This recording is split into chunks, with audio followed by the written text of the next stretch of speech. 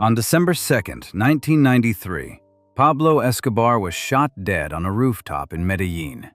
He was 44 years old. At his peak, he controlled roughly 80% of the cocaine entering the United States, made billions of dollars, and waged a private war against the Colombian government that killed thousands of people. When he died, the world assumed the cocaine trade would collapse with him. It did not. It got worse. Within weeks of Escobar's death, a line of men stepped forward to claim his throne. Some had helped kill him. Some had worked for him. Some had been waiting in the shadows for years, building their own empires while Escobar grabbed all the headlines. They came from Cali and Medellin and the Valle del Cauca. They came from the Colombian countryside with private armies of 13,000 fighters. And eventually, they came from Mexico. Men who had spent decades as Escobar's delivery boys, who realized that with the Colombian bosses gone, there was nobody left to stop them from running the entire operation themselves. Every single one of them believed they could do what Escobar did without making the mistakes Escobar made. Every single one of them was wrong. They were arrested, extradited, murdered by their own brothers, shot in prison, found dead in Venezuelan hotel rooms, or hunted down by military helicopters in the mountains of Jalisco. This is what happened to every cartel boss who tried to replace Pablo Escobar. Section 1. The Rodriguez-Orejuela brothers. The Cali cartel's takeover. On December 2nd, 1993, Pablo Escobar was shot dead on a rooftop in Medellin. His body was still warm when two brothers sitting in the city of Cali, 300 kilometers to the southwest, started making phone calls. Gilberto and Miguel Rodriguez Orejuela had spent years waiting for this exact moment. They had funded the vigilante group that hunted Escobar down. They had provided intelligence to Colombian police. They had bankrolled a paramilitary death squad called Los Pepes, people persecuted by Pablo Escobar, whose sole purpose was to systematically destroy everything Escobar owned, everyone he worked with, and eventually, Escobar himself. And now, he was gone. The Medellin cartel was finished. The cocaine throne was empty, and the Rodriguez-Orejuela brothers did not hesitate to sit on it. The Cali cartel had been operating alongside Escobar's organization since the early 1980s. The two groups had reached a territorial agreement years earlier. Medellin controlled the cocaine trade in Los Angeles. Cali controlled New York. Both shared Miami and Houston.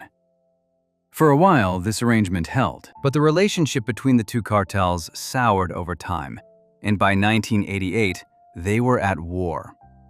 The breaking point came after a dispute between Escobar and Cali leader Pacho Herrera over distribution territory. What had been an uneasy business partnership turned into open violence, and the two sides spent the next 5 years trying to destroy each other.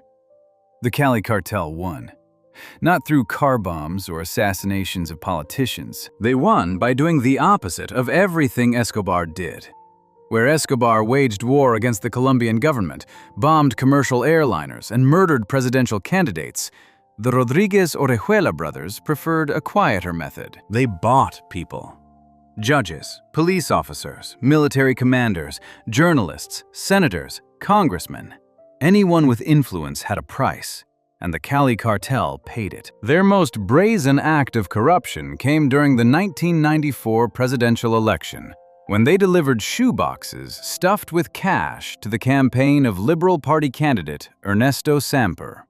Samper won that election and became president of Colombia. His entire presidency was haunted by accusations that the Cali cartel had put him in office.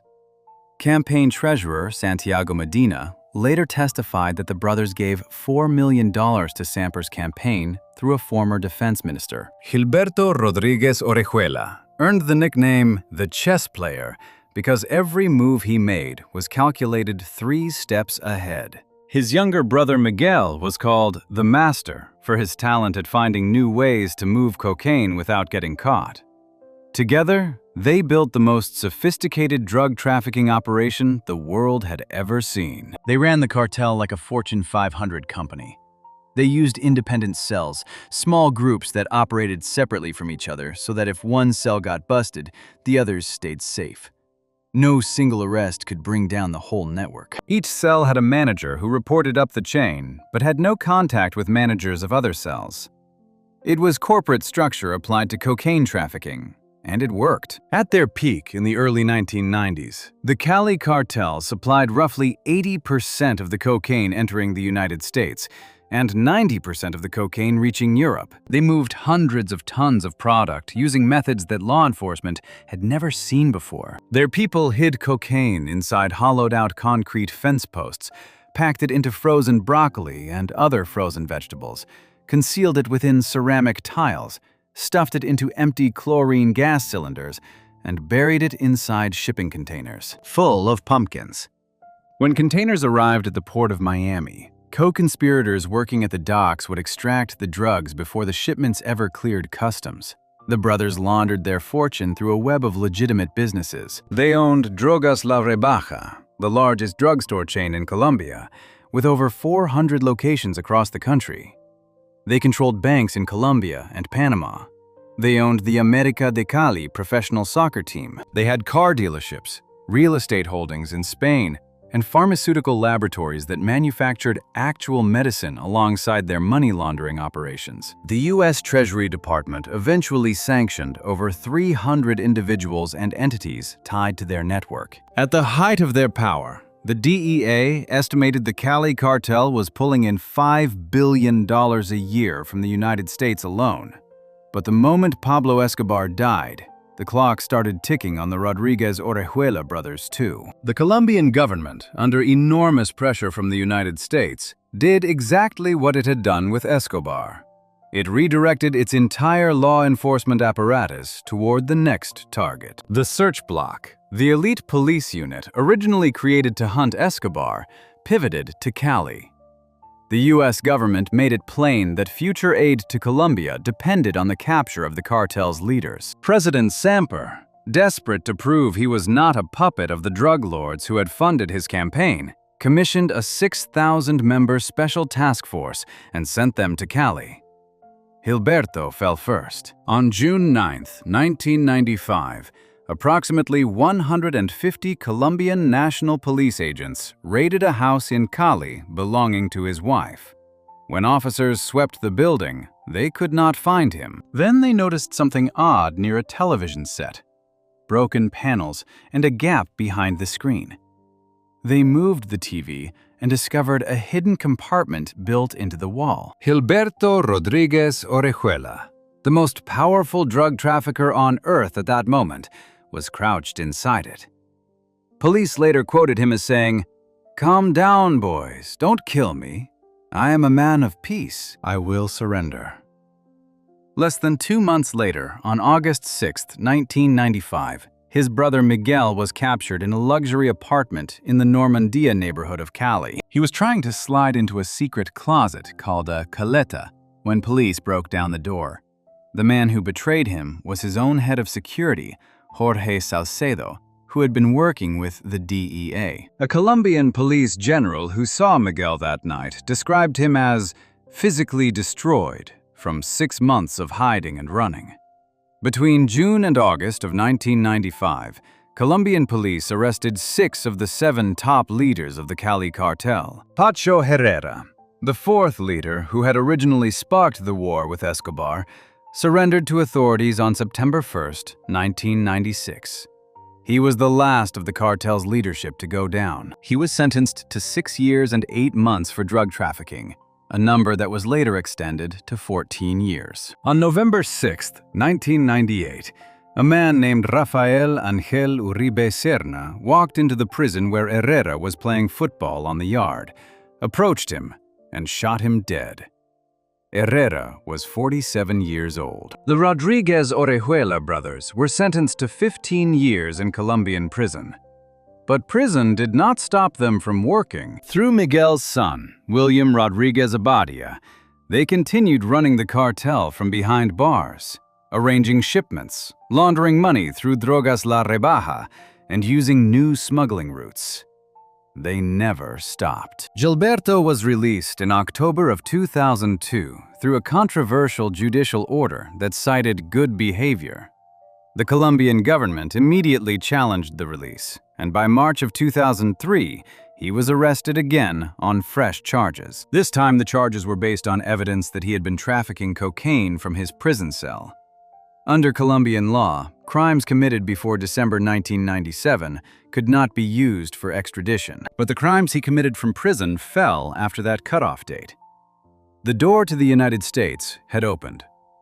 On December 3, 2004, Gilberto Rodriguez Orejuela was put on a U.S. government plane in Bogotá and flown to Miami. A Department of Homeland Security official called him arguably the highest-level drug trafficking figure to ever occupy a U.S. prison cell. Miguel was extradited on March 11, 2005. For the first time in their lives, the brothers were completely outside the reach of the Colombian judges and politicians they had spent decades buying. On September 26, 2006, both brothers appeared before Judge Federico Moreno in the U.S. District Court for the Southern District of Florida. They wore pinstriped business suits instead of prison uniforms, shackled at the ankles. Both pleaded guilty to one count of conspiracy to import 5 kilograms or more of cocaine into the United States. They admitted to trafficking more than 200,000 kilograms of cocaine, over 200 tons. The judge sentenced each of them to 30 years in prison. As part of the plea deal, they agreed to forfeit $2.1 billion in assets. Every property, every business, every bank account connected to their drug money, anywhere in the world. In exchange, the U.S. government agreed not to prosecute 28 of their family members for money laundering and obstruction of justice, and those relatives were removed from the Treasury Department's sanctions list. The deal allowed family members to keep legitimate assets not tainted by drug profits. When the judge asked Gilberto if he was certain about his guilty plea, Gilberto replied, "Very sure." Gilberto Rodriguez Orejuela spent the rest of his life at the Federal Correctional Institution in Butner, North Carolina. Inmate number 14023-059. Over the years inside that facility, he suffered 2 heart attacks, colon cancer, prostate cancer, and COVID. In February of 2020, his attorney filed for compassionate early release, arguing that his client was an elderly man in deteriorating health. Federal Judge Federico Moreno, the same judge who had sentenced him 14 years earlier, rejected the application. The judge wrote that he was totally unwilling to undermine and undo public respect for the law, given the seriousness of the crimes. Gilberto Rodriguez Orejuela died in that North Carolina prison on May 31, 2022. He was 83 years old. He never walked free again. His brother Miguel is still alive. He is serving his 30-year sentence at the Federal Correctional Institution in Loretto, Pennsylvania. Inmate number 14022-059.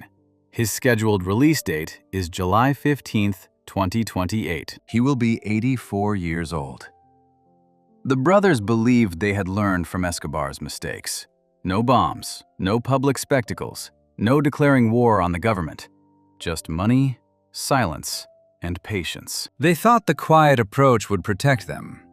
It bought them exactly 21 more months of freedom after Escobar died, before Colombian police found Gilberto hiding behind a television set in his wife's house. The Cali Cartel supplied the world with cocaine for over a decade, moved hundreds of tons of product, corrupted an entire government, and built a $2 billion empire of legitimate businesses to hide it all. And it ended with 2 old men in American prison cells, one of them dying alone in North Carolina, the other waiting out his remaining years in Pennsylvania. The U.S. Department of Justice called the guilty pleas a final and fatal blow to the Cali Cartel. They said it should serve as proof that drug traffickers and kingpins are never beyond the reach of American justice. But new ranks of narcos replaced the Cali Cartel almost immediately.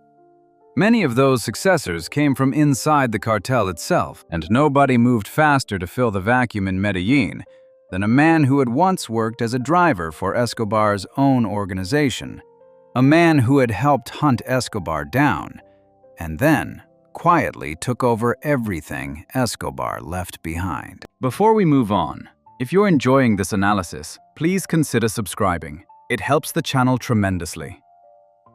His name was Diego Fernando Murillo Bejarano.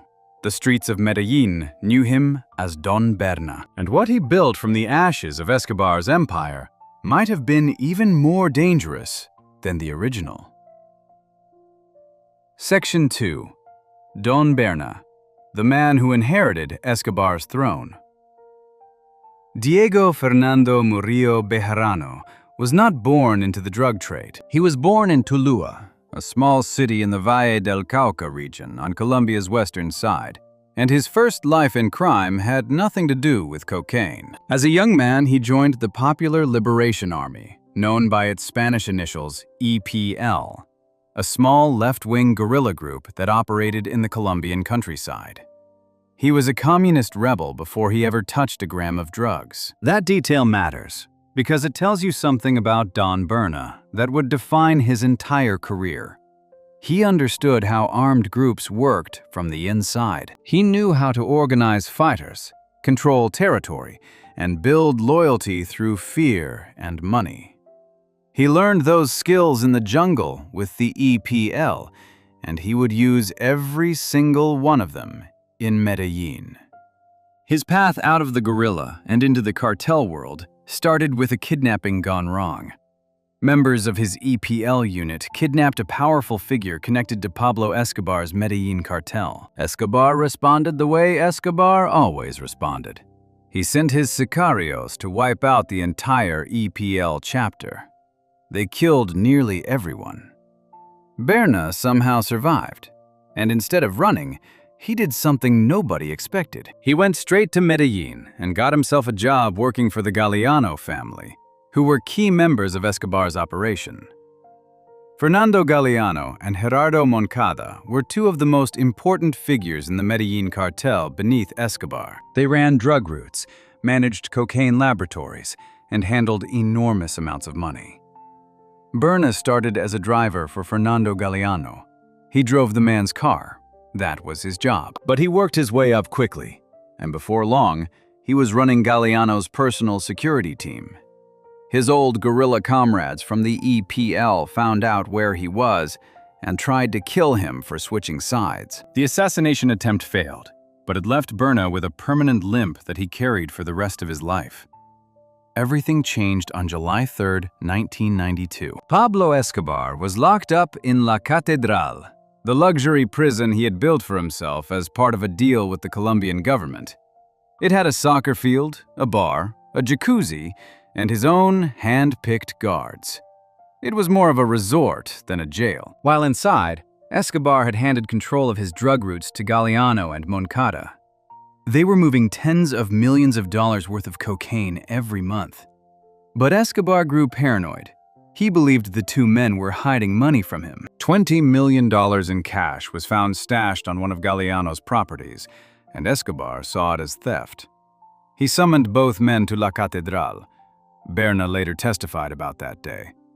He said he warned his boss not to go. "Patron, do not go up to the cathedral. Send somebody else," Berna told Galeano. I greatly distrusted Pablo. But Galeano believed Escobar would never hurt him. He went to La Catedral, and he never came back. Escobar's top hitman, John Jairo Velázquez, known as Popeye, later confirmed what happened. He and another sicario killed both Galeano and Moncada inside the prison walls, dismembered the bodies, and burned what was left. Popeye called it the beginning of the end, the trigger for all the war that in the end would send many to the grave. Escobar then sent his men to eliminate anyone connected to the Galeano and Moncada families. Brothers, cousins, associates. He wanted them all dead. Berna escaped. For the second time in his life, a massacre came for him, and he walked out alive.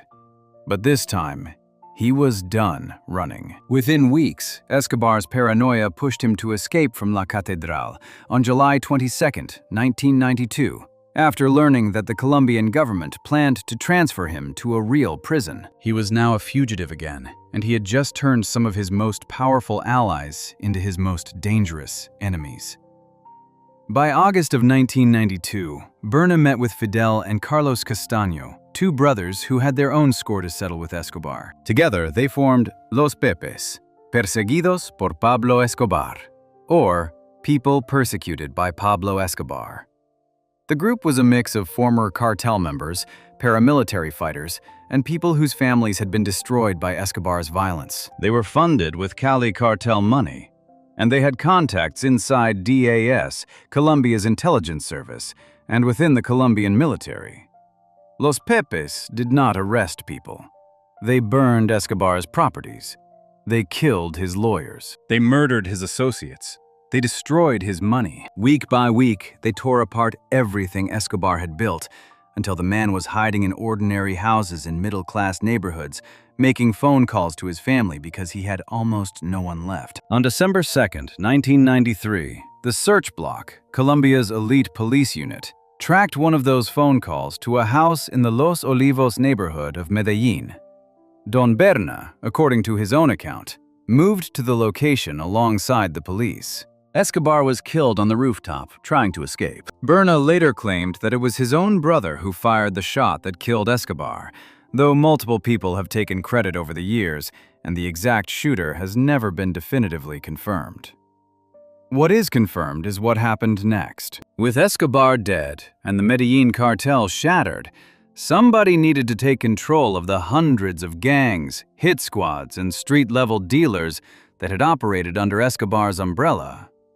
Berna stepped in. He already had the loyalty of the Galeano and Moncada networks. He had credibility from Los Pepes, and because he had helped the Colombian government take down Escobar, he had something no drug lord before him had ever managed: a working relationship with the state. Berna took over a structure called the Oficina de Envigado. It had originally been set up as a debt collection and enforcement arm of the Medellin cartel. Under Berna, it became something much bigger. He turned it into an umbrella organization that controlled all criminal activity in Medellin. The Oficina managed extortion, assassinations for hire, private security, drug trafficking, gambling, and debt collection across the entire city. Smaller gangs and criminal groups operated beneath it. If you wanted to sell drugs in Medellin, you paid the Oficina. If you had a dispute with another trafficker, the Oficina settled it. If someone owed you money and refused to pay, the Oficina collected. Berna used lawyers to seize properties instead of sending gunmen. Where Escobar had declared war on the government, Berna made the government his business partner. In 2001, he teamed up with Carlos Castaño once again and formed the Cacique Nutibara block, a paramilitary unit that was integrated into the AUC, the United Self-Defense Forces of Colombia. This gave Berna's criminal operation a political cover. The BCN had deep connections to Medellin's business community, its political leaders, and its military commanders. In 2002, the bloc participated in a military operation alongside the Colombian army, ordered by President Álvaro Uribe and Medellin Mayor Luis Perez to drive leftist guerrilla militias out of the city. By 2004, Don Berna had total control over criminal activity in Medellin. His grip was so complete that his reign earned a nickname, Don Bernabilidad, a play on the Spanish word for governability, because here was the strangest part of his entire story. Under Don Berna, homicide rates in Medellin dropped dramatically. He enforced order among the gangs. He punished unauthorized killings. He funded the street-level crews with drug money, and in exchange, they followed his rules. The city became safer, not because crime had gone away, but because one man controlled all of it, and he preferred order to chaos. In late November of 2003, Berna officially demobilized his paramilitary bloc as part of peace negotiations between the AUC and the Uribe government. To celebrate, he ordered every gang in Medellin to set off fireworks on December 1st, the birthday of Pablo Escobar. It was a display of power disguised as a celebration, and it was Berna's way of showing the city who really ran things now. That annual fireworks display, called the Alborada, became a Christmas tradition in Medellin that continues to this day. But the peace deal was a front. Berna never stopped trafficking cocaine. In May of 2005, Colombian authorities arrested him for allegedly ordering the murder of a local politician in the department of Córdoba. Even from prison, he continued running the oficina. He made deals with the authorities to use his influence over the gangs to keep violence at a minimum. The government knew he was still pulling strings. They let it happen because the alternative, a Medellin without Berna's control, meant a return to chaos. Then came the morning of May 13, 2008. In a surprise operation, the Colombian government pulled Berna and 13 other paramilitary leaders from their prison cells and extradited them to the United States. Colombian Interior Minister Carlos Holguín said the men had refused to comply with the country's peace and justice law. Critics argued that extraditing Berna to the U.S. actually helped him. In America, he would only face drug trafficking charges. In Colombia, he would have faced trials for hundreds of murders, forced disappearances, forced displacement of civilians, and child recruitment. On June 17, 2008, Don Berna pleaded guilty in a Southern District of New York courtroom to conspiring to import multi-ton quantities of cocaine into the United States. On April 22, 2009, he was sentenced to 376 months, 31 years and 4 months in federal prison, and fined $4 million. The acting director of the DEA said the sentence meant American and Colombian communities are safer with the removal of this notorious drug kingpin. The moment Berna left Colombia, everything he had built started falling apart. The Oficina de Envigado fractured into rival factions led by Maximiliano Bonilla Orozco, known as Valenciano, and Eric Vargas, known as Sebastián. The two sides went to war. In the years following Berna's extradition, an estimated 7,000 people were killed in Medellin's mafia wars, as different factions fought over who would inherit his criminal throne. The order he had maintained through fear and money dissolved overnight. Don Berna will be almost 80 years old by the time he finishes his sentence in the United States, and Colombian authorities still have additional criminal charges waiting for him if he ever returns. The man who built a criminal empire more organized and more deeply embedded in Colombian society than anything Escobar had ever managed will spend his final decades in a cell. And the empire he left behind drowned in blood the moment he was gone. Before we move on, if you're enjoying this analysis, please consider subscribing. It helps the channel tremendously. But Don Berna was only one of the forces that rose from Escobar's ashes. While he was consolidating power over Medellin's streets, a pair of brothers with a very different kind of army were building something even more dangerous in the Colombian countryside. A paramilitary federation with 13,000 fighters, direct ties to the cocaine trade, and a level of political violence that would make even Escobar's war look contained. Their name was Castaño, and they had helped kill Escobar themselves. Section 3. Carlos Castaño and the Castaño brothers, killed by their own blood. The Castaño family's story starts with a kidnapping. In 1981, Jesus Castaño, a wealthy landowner in the Córdoba department of northern Colombia, was taken by guerrillas from the Revolutionary Armed Forces of Colombia, the FARC. His sons tried to pay the ransom. It was not enough. The FARC killed Jesus Castaño anyway.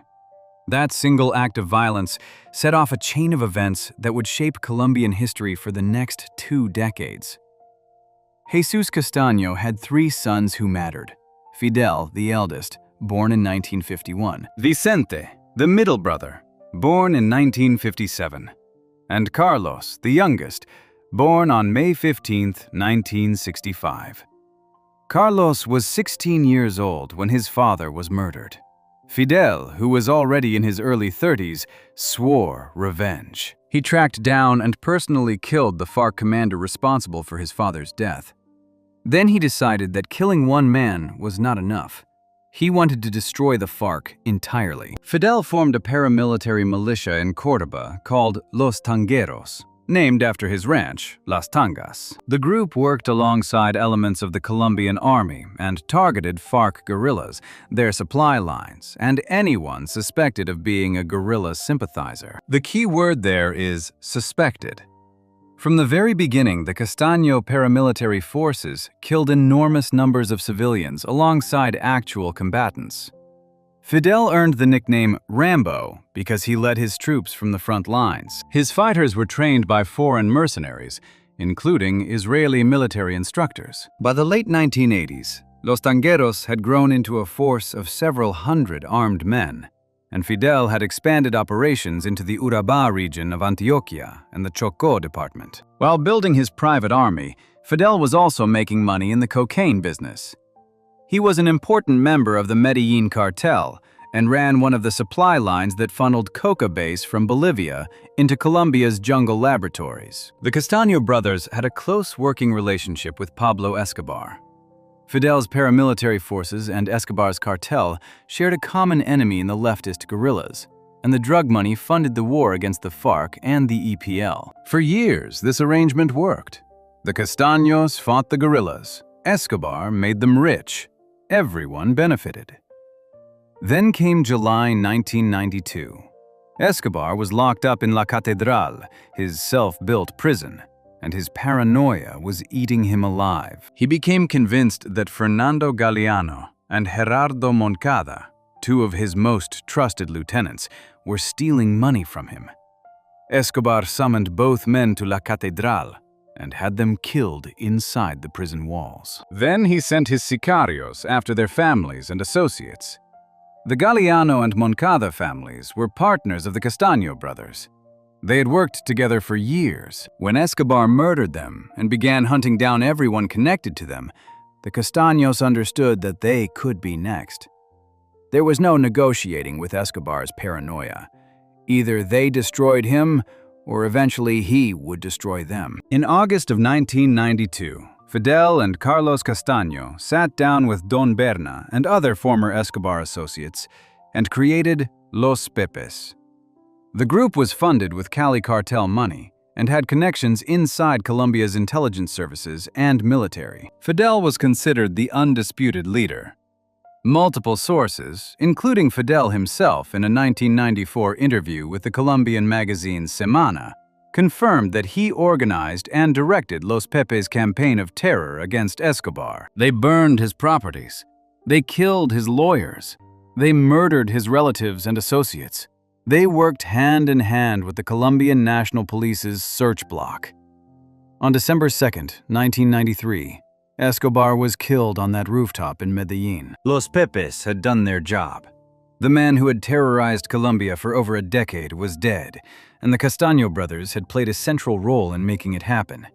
Then, barely a month later, the family suffered its own devastating loss. On January 6, 1994, Fidel Castaño was killed in the Urabá region of Antioquia. The official account, as told by Carlos' two biographers, was that Fidel led a small group of 4 fighters against a 10-man patrol from the FARC's recently formed 58th Front on the road between San Pedro de Urabá and Santa Catalina. He was struck by a single bullet through the heart.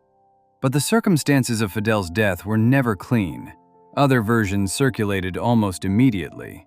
Some sources said it was EPL guerrillas, not FARC. Others suggested something much darker, that Carlos himself had a hand in his brother's killing.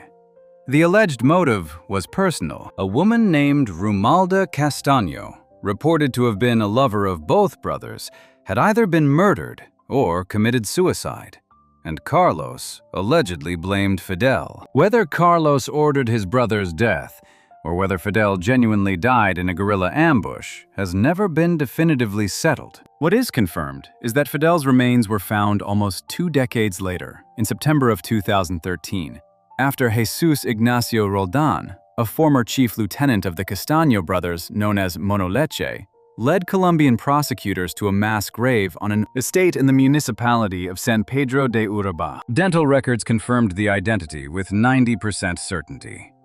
Carlos Castaño covered up the details of his brother's death for years. In his best-selling 2001 book, My Confession, the biographer noted that Carlos understood something Fidel had also known: that mystery turns warriors into myths. The uncertainty around Fidel's death kept people afraid, kept them wondering, kept them respecting the Castaño name.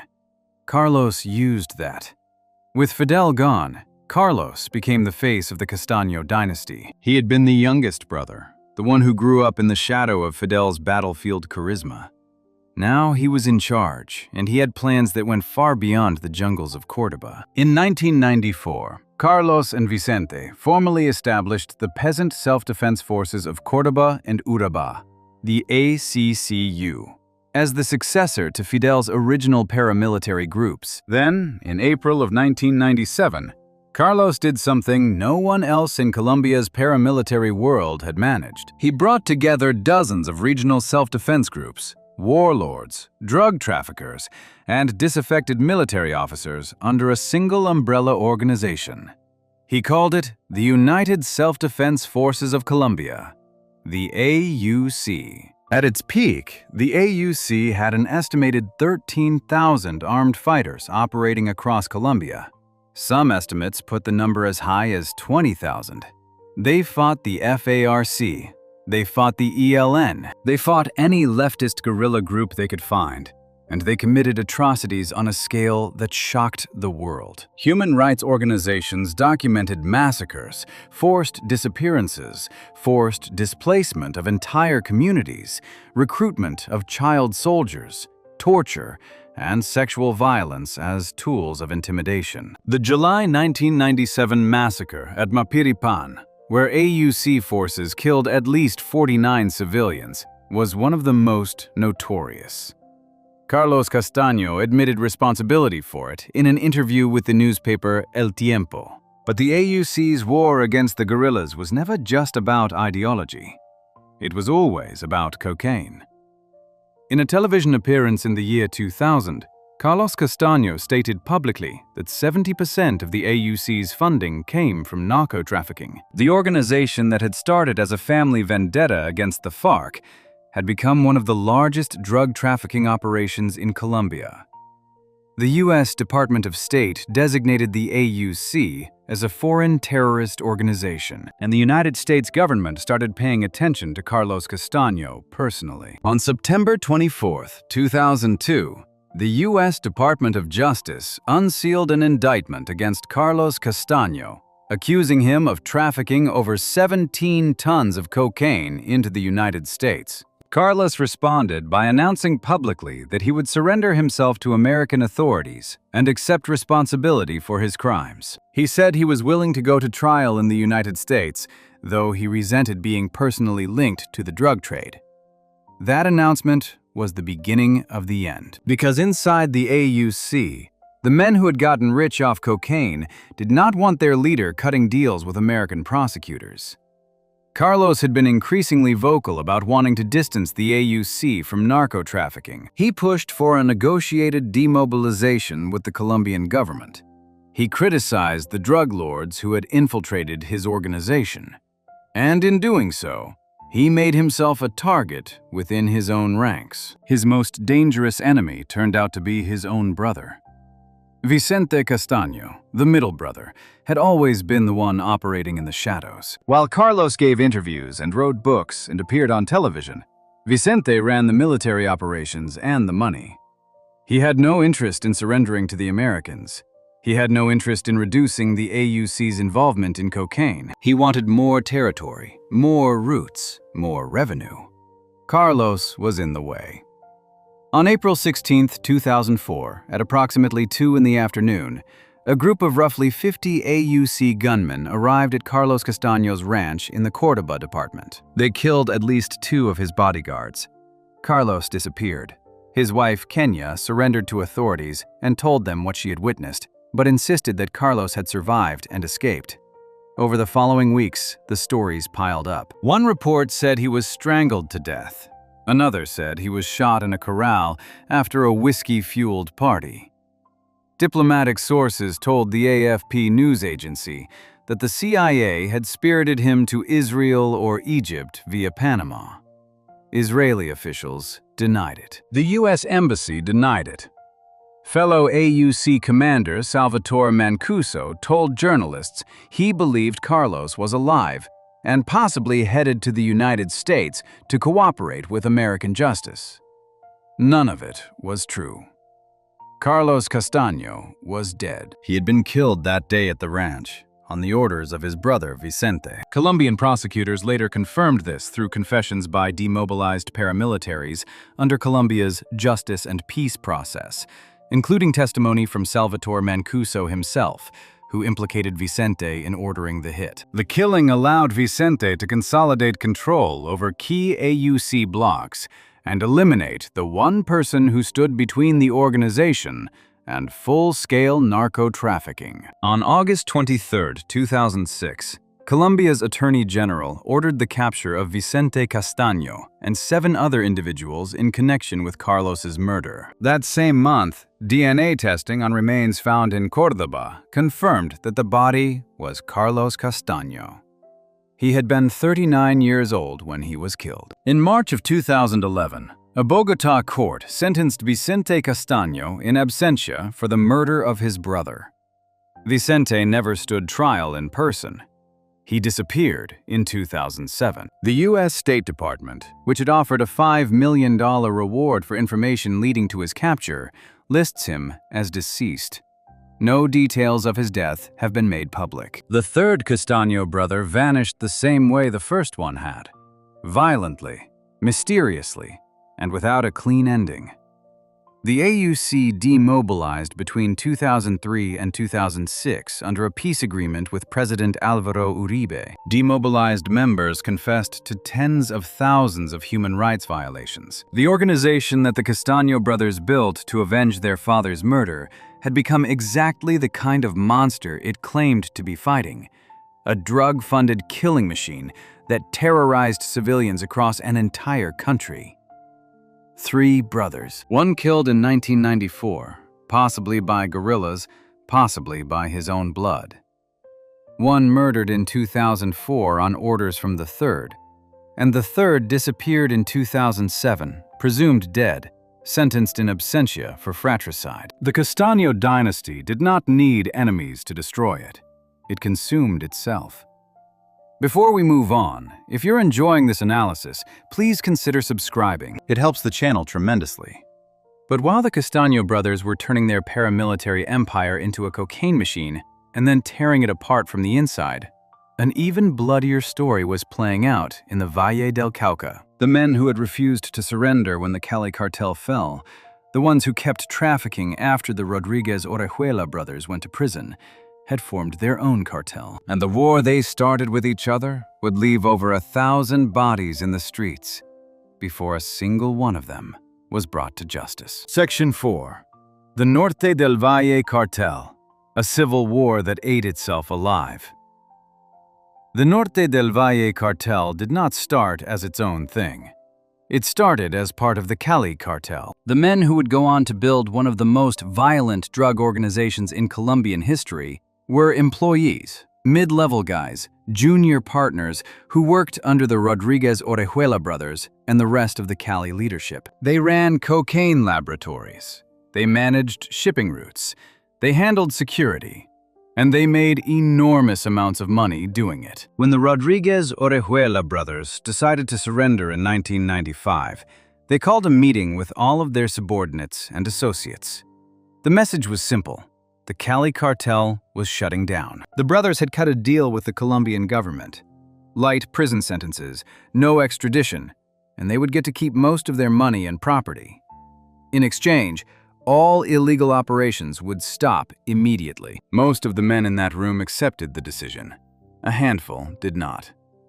Orlando Henao Montoya, a former Colombian police officer who had risen to run Cali cartel cocaine laboratories, refused to walk away from the business. Diego León Montoya Sanchez, who had started as a cocaine lab cook and worked his way up through transport and money laundering, refused. Juan Carlos Ramirez Abadia, who had been trafficking since 1986 and was already running multi-thousand-kilogram shipments through Mexico to the United States, refused. These men and a few others broke away and formed their own organization based in the northern Valle del Cauca region of Colombia. They called themselves the Norte del Valle Cartel.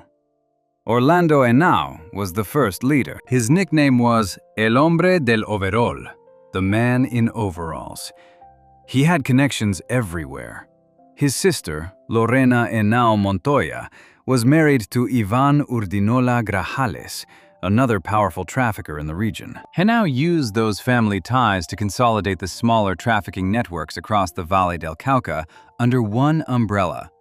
He employed paramilitary groups from the AUC to protect cocaine labs and smuggling routes. He bribed police officers, military commanders, and government officials through what the cartel openly called corruption offices, dedicated departments whose entire purpose was paying people off. With the Cali cartel leadership in prison and the Medellin cartel long gone, the Norte del Valle cartel stepped into the vacuum and grew at a speed nobody expected. According to a U.S. federal indictment unsealed in May 2004, the cartel exported approximately 500 metric tons of cocaine from Colombia to the United States, often through Mexico, between 1990 and 2004. That cocaine was worth over $10 billion.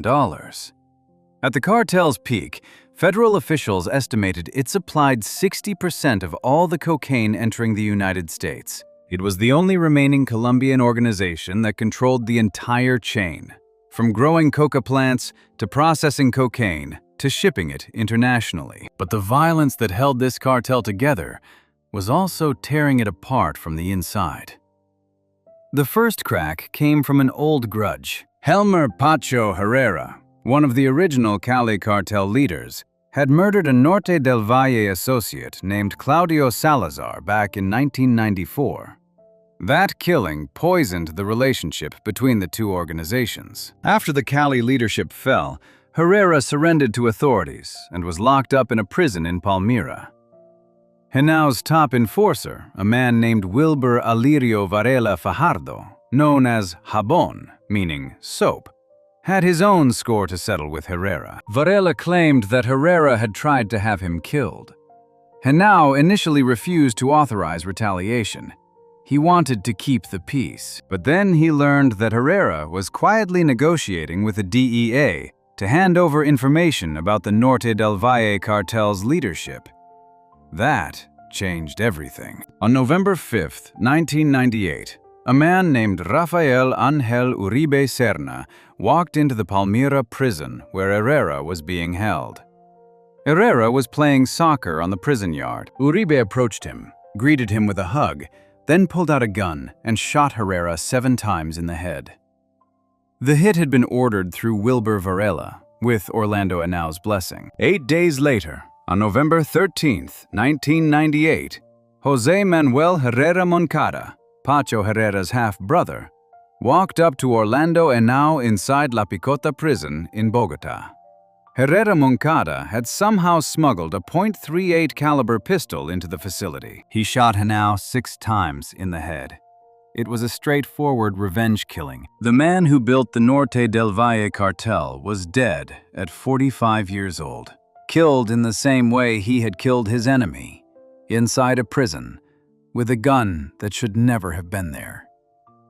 After Henao's murder, the cartel split into factions. Wilber Varela, Henao's former head of security and chief assassin, took control of the military side, with support from Henao's sister Lorena. Diego Montoya, who had grown powerful and wealthy in his own right, commanded a separate faction. For a few years, the two sides coexisted in an uneasy truce. They still moved cocaine, they still made money, but beneath the surface, the tension was building towards something catastrophic. In 2003, several Norte del Valle leaders began exploring the possibility of negotiating surrender deals with the Colombian government, similar to what the Cali cartel had done. Varela was among those open to the idea, Montoya was not. He saw any negotiation as a sign of weakness and a threat to his power. According to multiple accounts, Montoya attempted to have Varela killed. Varela survived the assassination attempt, and then he went to war. Varela formed a private army called Los Rastrojos. Montoya already had his own armed force called Los Machos. Between 2003 and 2004, these two groups tore the Valle del Cauca apart. Over 1,000 people were killed in the fighting. The city of Cali and much of southwestern Colombia became a war zone. Sicarios gunned each other down in the streets. Bodies turned up in rivers. Entire families were wiped out as collateral damage. The Colombian police chief later said that Varela was truly the main leader of Colombian drug trafficking organizations during this period, and that the violence his war produced was unlike anything the country had seen since the days of Pablo Escobar.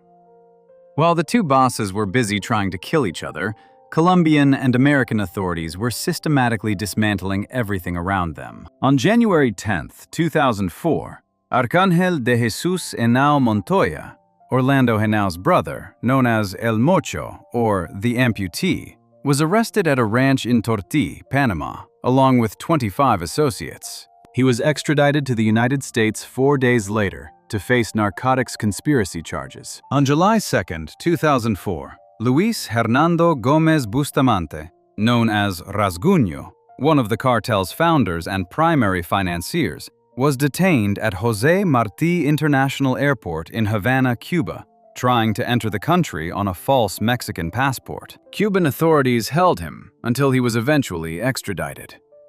Then came one of the most bizarre captures in the history of drug enforcement. Juan Carlos Ramírez Abadia, known as Chupeta, meaning lollipop, had fled Colombia around 2003, first to Venezuela and then to Brazil. Knowing that every law enforcement agency in the Western Hemisphere was looking for his face, he underwent at least 3 plastic surgeries to completely alter his appearance. He changed his jawbone, his cheekbones, his eyes, his mouth, his ears, and his nose.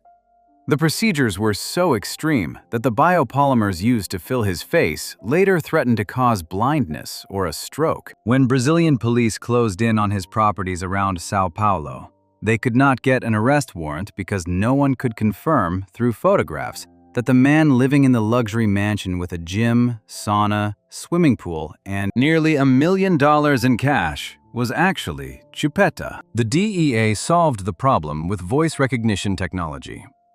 Colombian officials had old recordings of Ramírez Abadia's voice. Brazilian police recorded the suspect speaking. The DEA ran both samples through voice analysis software and confirmed the match. On August 7, 2007, Brazilian federal police raided 22 locations across 6 states and arrested Ramírez Abadia at his estate in Aldeia da Serra, an exclusive neighborhood in Barueri, near Sao Paulo. Authorities seized millions in cash, a yacht, jet skis, bulletproof cars, and property holdings. In his 20-year career, Ramírez Abadia later testified he had smuggled approximately 400,000 kilograms of cocaine, ordered 150 murders, and accumulated a fortune he estimated at close to $2 billion. He forfeited $1 billion of it after his arrest. He was extradited to the United States on August 22, 2008, pleaded guilty to murder and drug charges, and later became a star government witness. He testified at the 2019 trial of Joaquín El Chapo Guzmán, telling the jury about a meeting in a Tijuana hotel in the early 1990s where he and El Chapo had struck a deal to move Colombian cocaine into the United States through Mexico. 1 month after Chupeta's arrest in Brazil, the biggest capture of all came. On September 10, 2007, Colombian Army and Police Special Forces launched an operation called Operación Simeón in the rural area between the municipalities of Zarzal and La Unión in northern Valle del Cauca. Diego Montoya, Don Diego, the man who had been on the FBI's 10 Most Wanted list alongside Osama bin Laden since May 6, 2004, with a $5 million bounty on his head, was found hiding in the bushes outside a farmhouse. He was in his underwear. He was accompanied by his mother and 17 relatives. He offered no resistance. Colombian Defense Minister Juan Manuel Santos told reporters that Montoya had been responsible for as much as 70% of the cocaine sold in the United States and Europe, and that his organization had ordered 1,500 assassinations over 2 decades. Montoya was extradited to Miami on December 12, 2008. He pleaded guilty to cocaine trafficking, racketeering conspiracy, and obstruction of justice by murder. On October 21, 2009, a federal judge sentenced him to 45 years in prison and ordered him to pay $500,000 in restitution. That left Wilber Varela. Jabón had won the war against Montoya's faction, but winning had only made him more of a target. The United States government had a $5 million reward on his head. Colombian authorities were hunting him, and the criminal underworld he operated in was turning against him. Varela fled to Venezuela, where corrupt officials had been protecting him for years. But even that protection had its limits. In early 2008, cleaning staff at a tourist cabin resort called Fresh Air in the Andean city of Mérida, Venezuela, found 2 bodies in one of the cabins. One was Varela's main bodyguard, Weimar Perez, known as Grasoso, Fatty. The other was Varela himself. Both had been shot. On January 30, 2008, Venezuelan authorities confirmed through fingerprint analysis that the dead man was Wilber Alirio Varela Fajardo. He had not been killed by police. He had not been killed by a rival cartel. His own lieutenants did it. Investigations pointed to Javier Antonio Calle Serna, known as Comba, and Diego Perez Henao, known as Diego Rastrojo, 2 of Varela's most trusted captains, as the men who orchestrated the murder. They had allegedly been working with jailed paramilitary drug lord Carlos Mario Jimenez, who wanted to consolidate control over Colombia's cocaine trade for himself. Colombia's police chief called it the end of an era. By 2008, the Norte del Valle cartel's entire senior leadership was either dead or in American prison cells. The organization that had once supplied 60% of America's cocaine, that had exported 500 metric tons worth $10 billion, that had run its own armies and bribed its own admirals, was finished. But the cocaine did not stop flowing. The routes that the Norte del Valle cartel built, from Colombia's Pacific coast through Mexico and into the United States, were inherited by smaller criminal bands called BACRIM, including Los Rastrojos, the very army that Varela had created. The infrastructure survived. The bosses did not. Before we move on, if you're enjoying this analysis, please consider subscribing. It helps the channel tremendously. And that was the final pattern of the post-Escobar era in Colombia. Every man who tried to fill the void, the Rodriguez Orejuela brothers, Don Berna, the Castaño dynasty, the entire Norte del Valle leadership, ended up dead, imprisoned, or destroyed by their own people. But the cocaine trade itself never died. It just moved. And the men who inherited it were not Colombian. They were Mexican. And the most famous of them was already building an empire that would make the Colombian cartels look like a warm-up act. Section 5. El Chapo and El Mencho. The power shift to Mexico and its consequences. For most of the 20th century, Mexican drug traffickers were middlemen.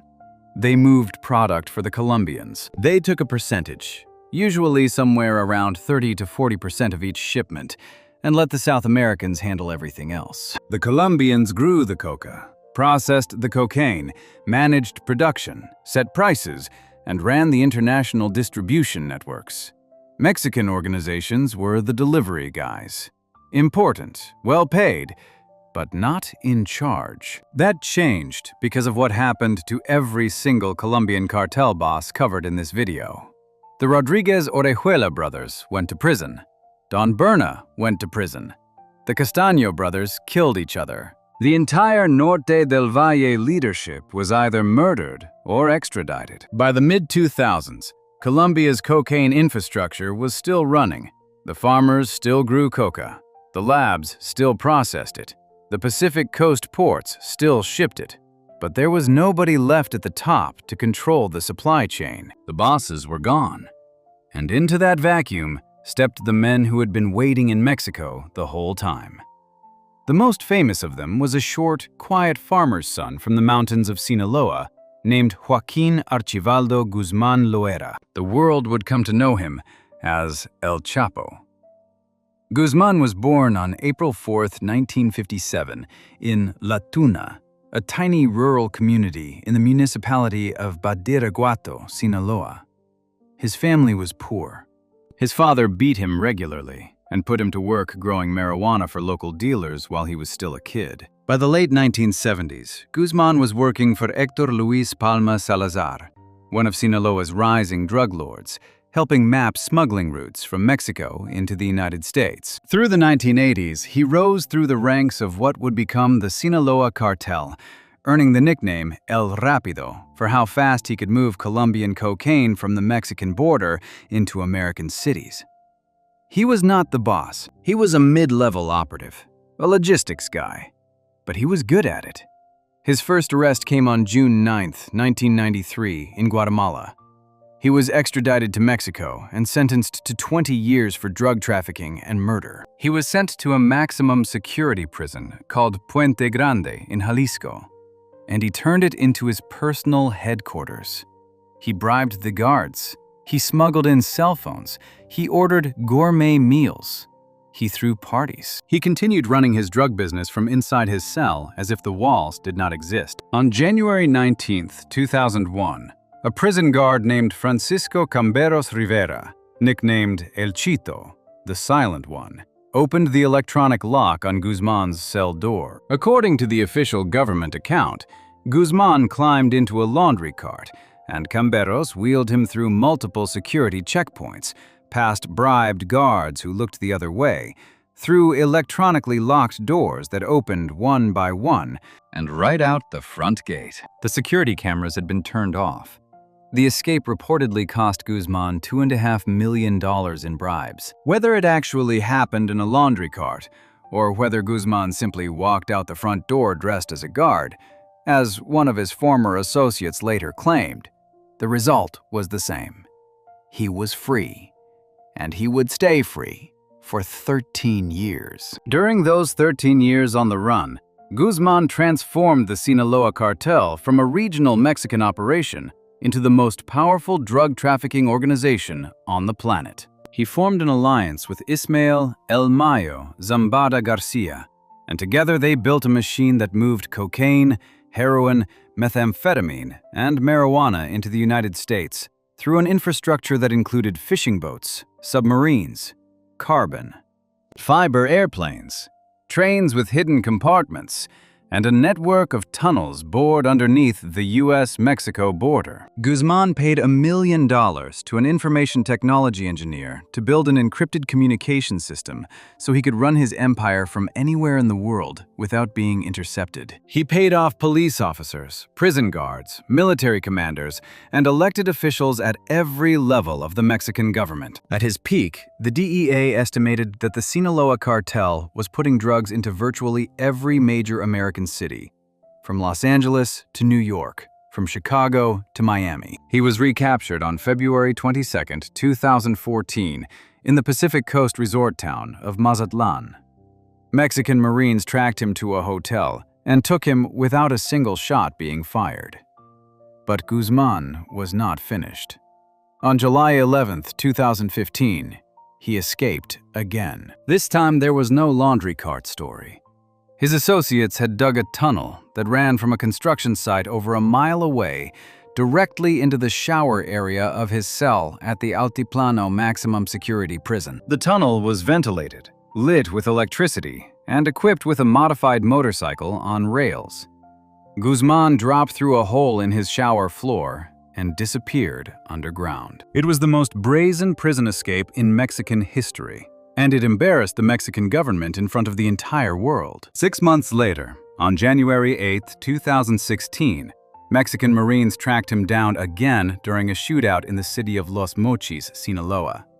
This time, Mexico wasted no time. On January 19, 2017, almost exactly 16 years after his first escape from Puente Grande, Guzman was extradited to the United States under heavy escort by agents from Homeland Security Investigations and the DEA. His trial began on November 5, 2018, in a federal courtroom in Brooklyn, New York.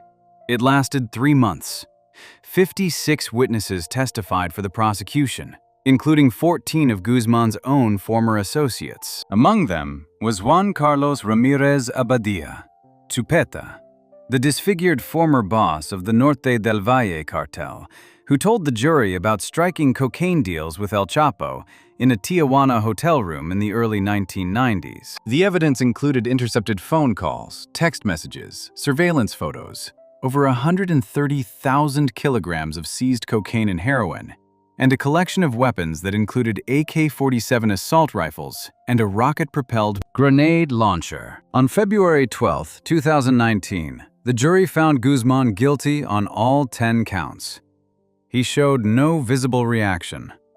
On July 17, 2019, Judge Brian M. Cogan sentenced him to life in prison plus 30 years and ordered him to forfeit $12.6 billion. 2 days later, Guzman arrived by helicopter at ADX Florence, the federal supermax prison in Florence, Colorado, the most secure facility in the American prison system. He was assigned to inmate number 89914-053. No prisoner has ever escaped from ADX Florence. But here's the thing about removing a drug lord from the game. It does not remove the game. Within months of Guzman's extradition, the Sinaloa cartel continued operating under Ismael El Mayo Zambada and Guzman's sons, and a different organization, one that had been growing in the shadows for years, was rapidly becoming even more dangerous than the Sinaloa cartel had ever been.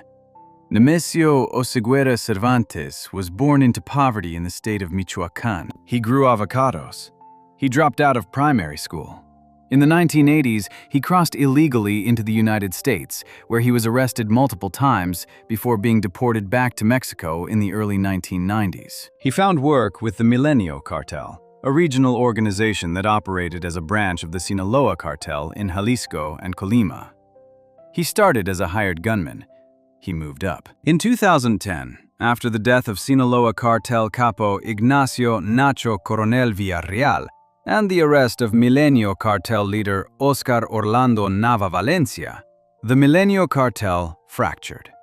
One faction became a group called La Resistencia. The other became the Jalisco New Generation Cartel, the CJNG. Its leader was Nemesio Oseguera Cervantes.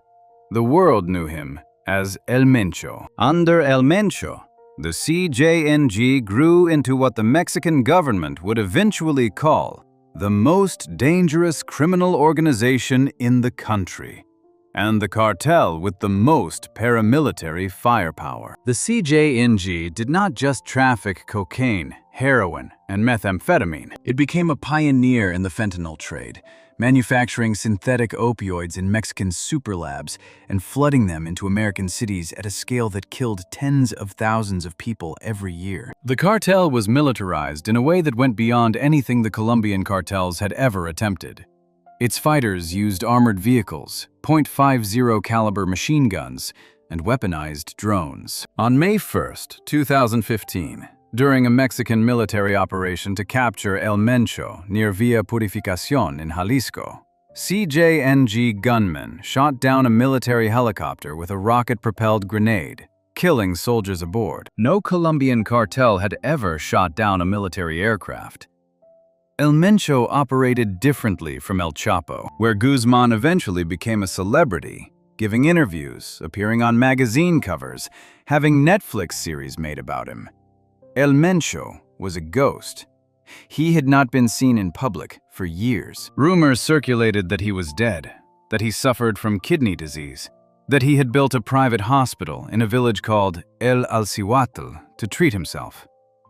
Mexican and American authorities confirmed none of it. What they did confirm was that El Mencho had a $15 million bounty on his head from the U.S. State Department, the highest reward ever offered for a drug trafficker. Then came February 22, 2026. On the 20th of February, Mexican military intelligence tracked a trusted associate of one of El Mencho's romantic partners to a secluded property in the mountains near Tapalpa, in the state of Jalisco. The woman visited El Mencho at the property and then left. He stayed.